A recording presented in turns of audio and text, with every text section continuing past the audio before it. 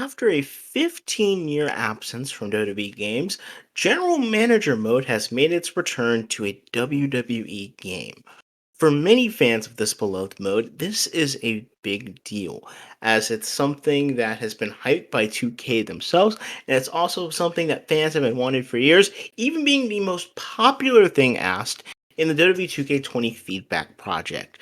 So, with all of this taken into account, and 2K desperate for redemption after the dumpster fire that is WWE 2K20, we see GM mode making its return to a WWE game, WWE 2K22 to be more specific. So, after all this time, how does GM mode shake up? Pretty much. How does it measure up to everything else in the game? Well, if I'm being honest with you, probably the worst mode in the game.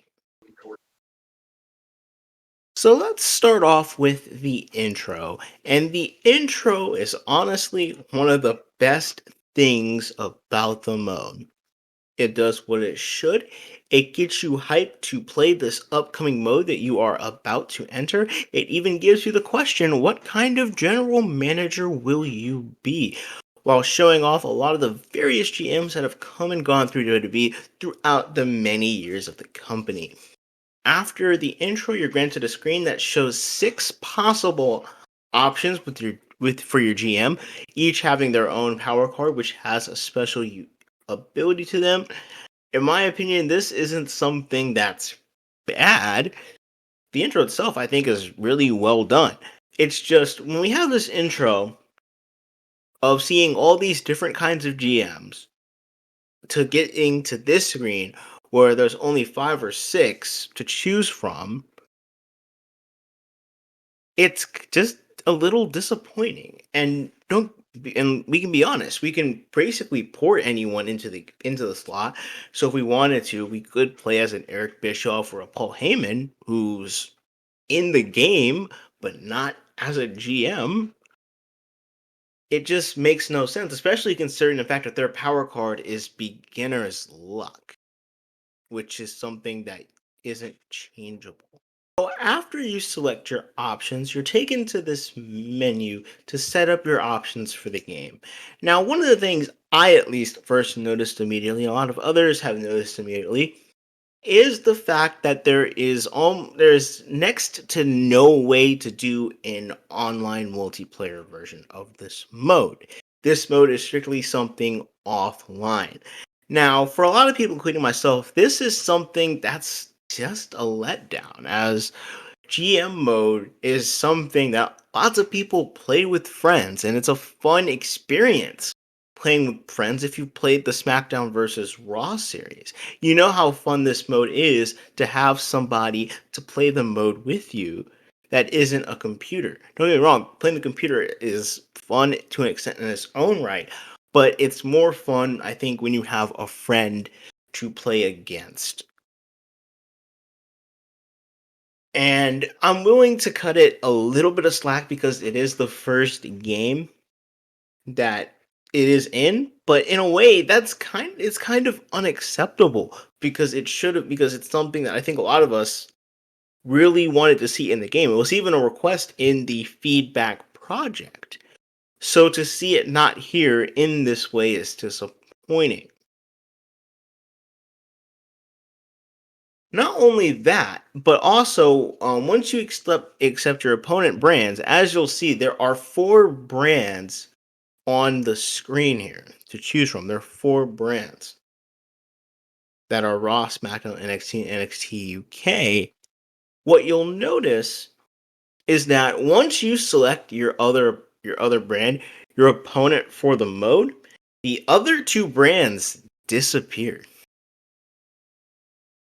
Now, if that's the case, if you're going to select one mode just for the other 2 modes to completely disappear, why are they even an option? Especially because of the fact that for the most part, I don't see many people playing as NXT UK anyways. There's not much appeal really to do NXT UK, you know? So the fact that that's an option is kind of so the fact that two of these brands will just completely go away is just questionable, in my opinion. So after you set your options for your GM mode that you would like to play, you're then taken to the draft selection. And one of the things that you'll notice on the draft, which is one of the most baffling things ever, is how certain superstars are just not available no matter what your settings are. I've played through at least 3 or 4 GM modes, and very rarely did I see Roman Reigns, probably the most popular guy in WWE right now, not even an option to choose.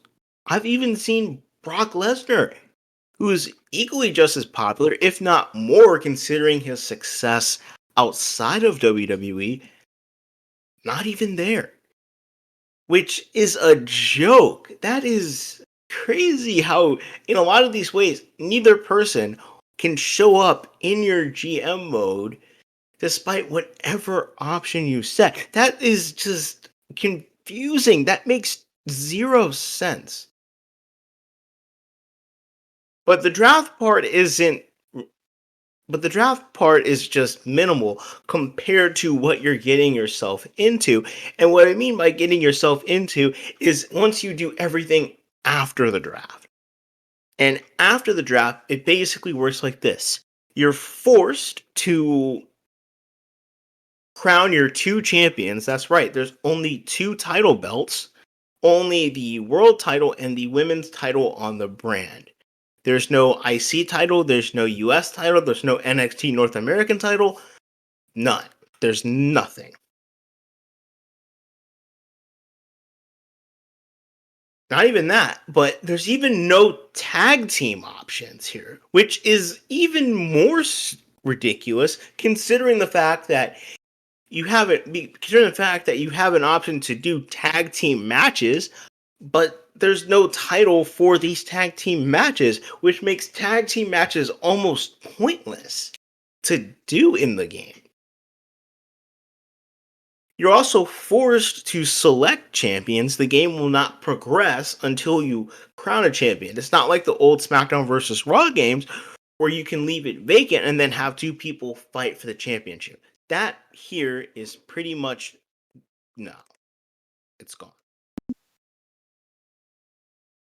Now, for the next few minutes or however long the video is going to be for, I'm going to talk about basics because this is what makes WWE 2k22's GM mode so disappointing.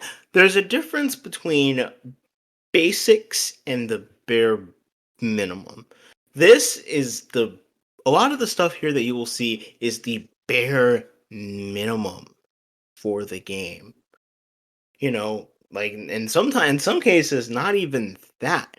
But we're given a lot of stuff here that a lot of us believe are basic for any mode in a WWE game, and we don't get it here. For starters, one of the things that you definitely will notice is the fact that there's only 3 matches on each card. Now, what makes this even more limiting is that you're only limited to 1-on-1 and 2-on-2 matches. So singles and tag matches, that is pretty much it. There's no triple threats, there's no fatal 4-way, there's no events like Money in the Bank or the Royal Rumble. Those aren't here. There's no inter-promotional matches at all. There's nothing here in that regard. Now, what makes this more limited is the stipulations for matches.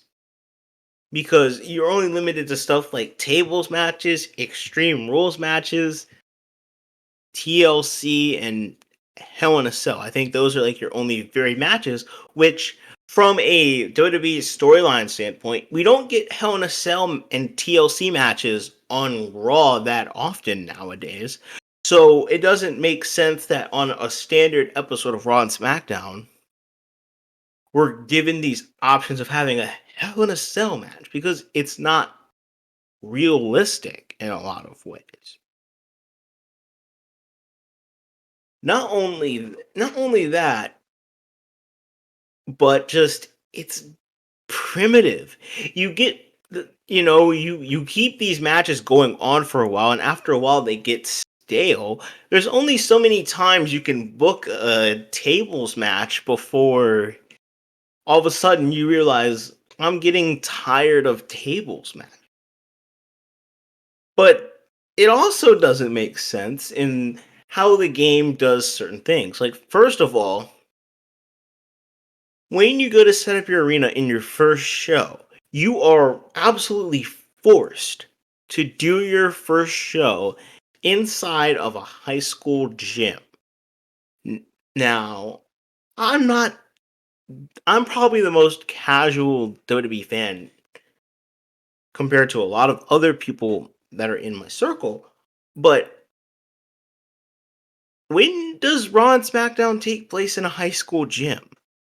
They usually take places inside of arenas. And the fact that you have to play through like 10 or 12 weeks just to get a decent arena is absurd. It's it doesn't make any kind of sense. Things that are basic are just not here. It makes this mode even more strapped down than the first ever GM mode in SmackDown vs. Raw 2006.